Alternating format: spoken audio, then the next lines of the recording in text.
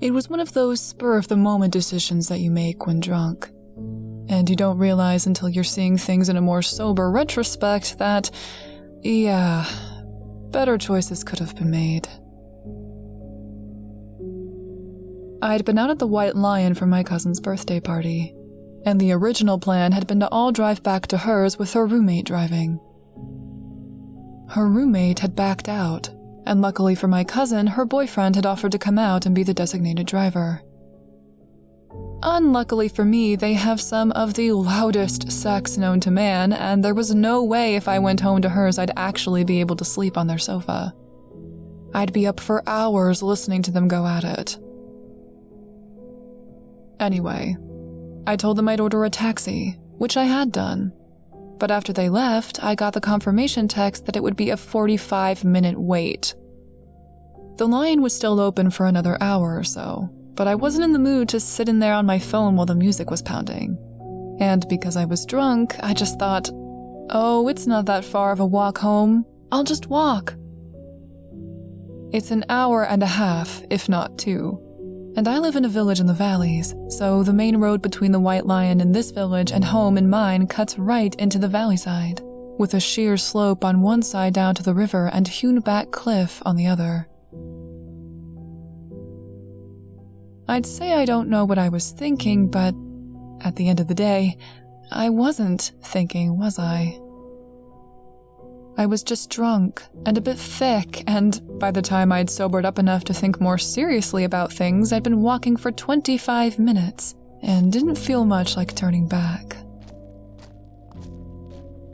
The winding road is pretty well lit, but then it has to be. There's thick forestry on the sloping side, the trees tall and old, and it was blocking out a lot of the light from the moon that night, what little could get through the cloud cover. Still, though, with the sharp bends and turns in the road, sometimes there are places where it's dark at night. Light comes away from the street lamps and you can actually see the gaps of shadow between the edges of each circle of light, trees making shadows between some of them, or the edge of the cliff at times. Fog was threatening as I started walking in, and once I was beginning to sober up, there was a good deal more of it. Enough to add to the shadows and take away from any visibility there was. I wouldn't wear headphones on that stretch of road, even in the daytime. The trees muffle engine noises, and what with all the bends in the road, you can't accurately hear cars coming. Cars aside, a lot of that hewn-back cliff is held up with wire netting to protect from landslides. But they do happen, and you need to be able to hear them. Walking along the side of the road at that time of night, though, it was eerie.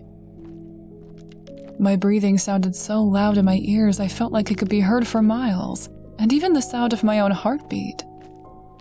There was no wind, no sound of cars in the distance, not even the trees creaking.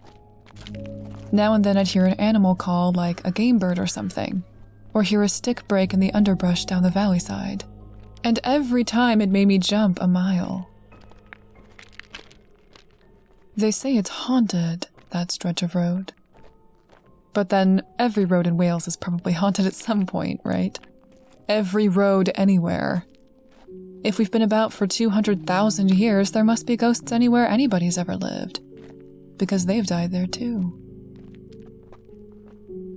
Fog had come in. Was clinging to the edges of the valley side like skirts against someone's ankle, thick and white. I don't believe in ghosts, and I didn't walking home that night, but it's the sort of thing you think about when you're trudging home in the middle of the night, when it's all deserted, when it's frighteningly quiet, and when you're shrouded in the night fog. Every time I stepped into the blank space between 2 stretches of lamplight and was suddenly drenched in whiteness, I felt like I dropped into an ocean of the stuff, even though the next reach of the streetlight was only a few steps away and I could see it right in front of me.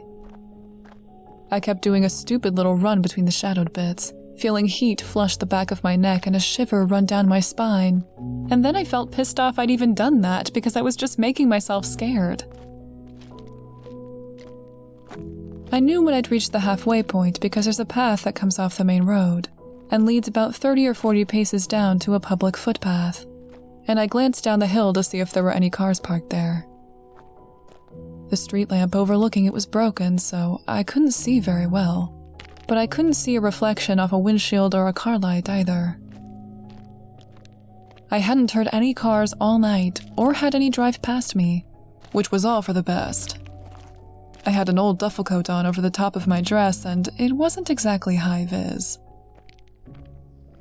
I don't know why I thought there'd be cars parked down there at this time of night. Even if there had been cars parked outside of the public woods, they'd only be doggers. But for some reason, I was convinced there would be somebody. I took a few steps off the main road, looking, certain I'd see something, that there had to be someone there. It's weird. When you're looking for something in almost pitch darkness and you're trying to make your eyes focus with not quite enough light to see by. And I could see something. It was below the level of the fog, and at first, it was almost like I just saw something flit between the trees. When I stopped to stare, I could only see the trees themselves, their silhouette. But then, it moved again. I thought it was just a man at first, because I was staring right down the embankment and the shadow of him seemed to come out from behind one of the bigger oak trees. One of those really old ones that's been there longer than my granddad's been alive. I nearly said hello, or said something, started to raise my hand, but it was like I was frozen with my breath caught in my throat as it got closer. It wasn't easy to judge the size of it, because in the dark I couldn't actually tell the distance very easily. But the proportions were wrong. Off. I could see the glint of its eyes too high up, and its head was bigger than its shoulders, the eyes too far apart. And it wasn't moving like it was walking, but just sort of rising, getting closer. It should have been making noise.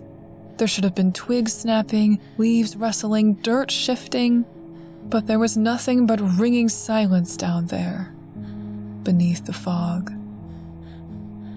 I couldn't breathe, couldn't even move, didn't even dare blink with how it was coming closer. And I wanted to cry suddenly, wanted to scream because I'd stepped off the path, hadn't I? I'd stepped out of the light and into the shadows, and just like I was scared of, there was something. It was wrong.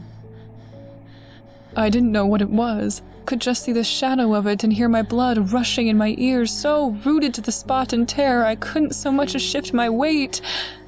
And then there was a hand on my shoulder, and I actually screamed.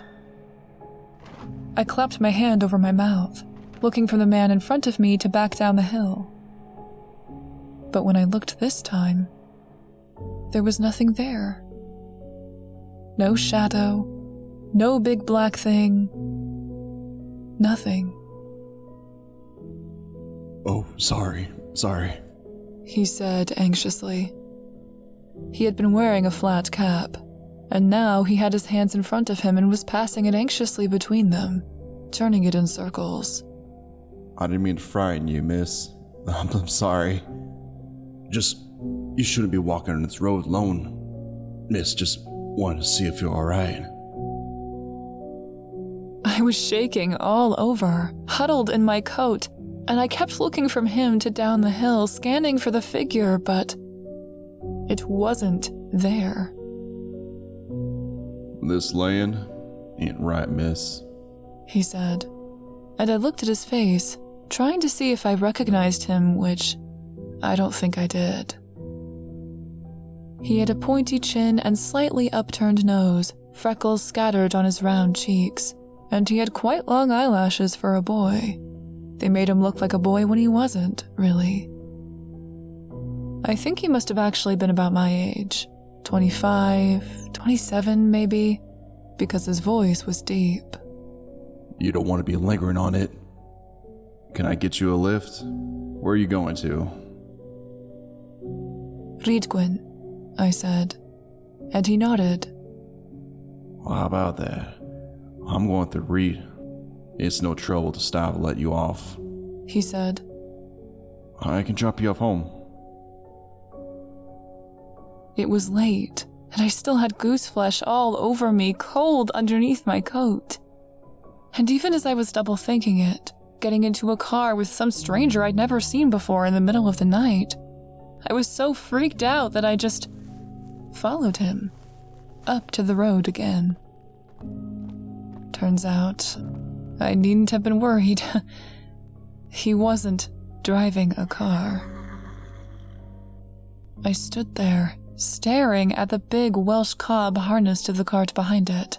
A green painted thing with a wooden bench on the front of it and a bunch of crates and sacks in the cart itself. The horse was bright white, not just the mane, but its main coat, and I reached out to touch it, felt the heat radiating from it when I brushed my fingers over the side of its neck.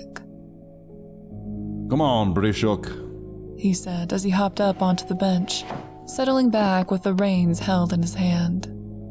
This is the wild country, this. Off the road. This road ain't meant to be here. And it knows. What does that mean? I asked, as I stepped forward and pulled myself up onto the bench. He clicked his tongue, and his mare started forward, her hooves making regular noise on the tarmac as she followed the lines of the road. Wild country. He didn't say anything, looking forward on the path, and I was so stunned by the situation that I didn't say anything either. Just sat there on the bench beside him, my hands folded in my lap and held between my knees. There was a lantern hung on one side of the bench's back, and I could feel the heat coming off of it. He was dressed in a brown wool coat, and by now had his cap back on his head, leather boots, gray trousers. It sounds ridiculous, I know, but despite everything, despite the whole situation, the outfit wasn't that far off to what some of the older farmers wear, and the cart was in good nick. I'd never seen someone drive a cart on this road. I don't think I've ever seen someone drive a cart locally at all, except for farmers' fairs and the like. You live in Regan? He asked casually. I'm glad it was casual. I'm glad he was focused on the horse and the reins in his hands, and not on me. Oh, behind the King Swan, I told him. Just off the main road. I know it, yeah. Where are you going? I asked him, and he looked at me sideways, gave me a small, warm smile. There was something shy about it, I think. Oh, you know. He said, and shrugged his shoulders. Home. Where's home? Just asking that question made me feel like I'd been plunged into cold water. And that was before he turned away and looked straight on again, the smile fading from his lips. A long ways yet. I tried to pay attention as we kept on moving, focused on the clip-clop of the mare's hooves on the tarmac. Tried to focus on her and the way she almost seemed to fade into the thick white mist around us. The fog the same color as she was, so that you couldn't really see where the horse ended, and it started. If I hadn't touched her, if I hadn't actually felt her body underneath my hand, I might have believed he'd bridled the fog itself. A few times I looked off over the side of the path, staring into the darkness and looking to see if there was anything else down there, if there were any more shapes flitting between the trees. And the first few times, I didn't see anything. But the third time, the fourth maybe, I saw a dark shape move on a path I knew led down to and crossed over a stream. It was smaller than the other one had been, but it moved fast. And once again, it made no noise at all. No snapping or rustling in the undergrowth beneath it. My breath caught in my throat, and I gripped the arm of the cart bench to lean over and look, but the driver nudged me with his shoulder. Try not to, he advised me in an undertone, not taking his eyes off the road ahead for a moment. Messie's got blinders on. It's easy for her. We have to just not look. Not look, I repeated. What did you... Wild country, you said. What did you mean by that? He looked at me sideways again, his eyes slightly wide this time so that I saw the whites of them. Best not talk about it, miss. I want to talk about it, I said. You're the one who said it. Wild country, you called this. How is this wild country? This road's been cut through here for donkey's years. It's been here since the 17 or 1800s when they started up the quarry. So, what do you mean by that? Calling it wild country? Well, he whispered, his voice so quiet I had to lean in to hear him. You can cut through country like this, miss. You can even cut into the mountain a bit. You can put in a road, and you can pave it. You can line it with lamps, and you can hold back the slides with stakes and boards. You can't live on it, can you? You can walk back and forth, ride through on a cart, but it's not really ours. It's not really yours or mine. It's not owned by anybody. You can't tame country like this unless it wants to be tamed. It's still wild, especially on a night like this. Can't see your hand in front of your face. A man can get lost in a night like this. Many a man has. I didn't say a word, couldn't even breathe in, and he glanced at me again and came over almost a little shy when he said, Or a woman, of course. He swallowed. And if you do get lost, you wouldn't be able to find your way back, wouldn't you? Maybe if you made it down to the river and it was the right one. I saw something, I said. Huh? I saw something, I told him again. In the dark, down the embankment. I don't know what it was, but it was a shadow. It was getting so much closer when you... Listen, he said, shifting in his seat. Listen, like I said, miss, we don't talk about that. We don't talk at all, as it happens. We didn't have that much farther to go, but the whole time my heart was pounding in my chest, and it only started to slow down when we came over the crest of the hill and I could see the lights of the village proper. There was barely any fog in town, only the barest hints of mist on the river and clinging around the bridge. Well, here we are, he said as we came down the main road, already past Village Hall and the church and the graveyard, and got Bessie to come to a stop. I hopped down, looking to the sign for the King's Swan Est 1802, at the old painting of the swan on it that was faded now. The sign was a lot newer than the pub, obviously, was more like 40 years old rather than 200. And then I turned back to thank him, but he was already gone. Not fading into the distance or carrying on down the street, but just gone.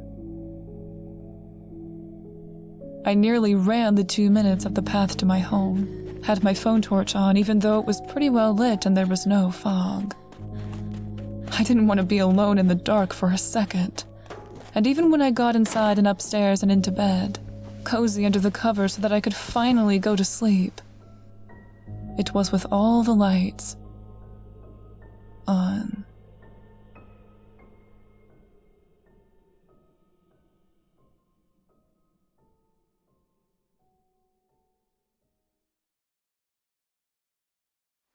A huge, huge thank you to all of my revenants and poltergeists.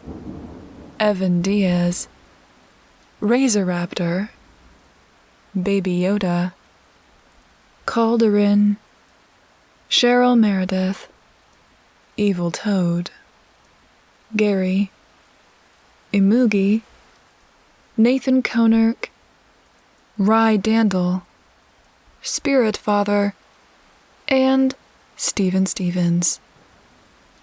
Your contributions are so appreciated, and thank you from the very bottom of my heart.